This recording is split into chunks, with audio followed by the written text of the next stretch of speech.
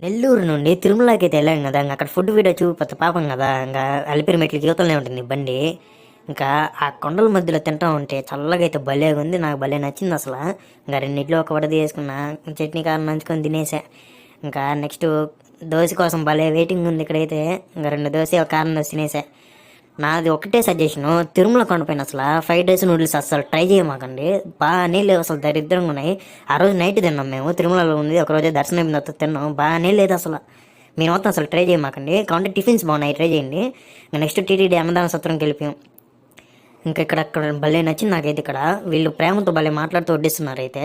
ఎంతమంది వచ్చినా భలే కష్టమవుతుంది మాత్రం. నెక్స్ట్ ఇంకా మనకు ఒక రౌండ్ సరిపోదు కదా సాంబార్ అన్నం. మీకు ఎంతమంది ఇష్టం వీడియోకి లైక్ వేసుకోండి. సాంబార్ అన్నం 2 గంటలు లేపేసా. నెక్స్ట్ దద్దోజనం వచ్చింది. ఇంకా కొబ్బరి పచ్చడి వేసుకొని తినేసా, సరిగ్గా ఉంది. సబ్స్క్రైబ్ చేసుకొని మాత్రం మర్చిపోమాకండి. గోవిందా గోవిందా. నెక్స్ట్ వీడియోలో కలుద్దాం. బాయ్.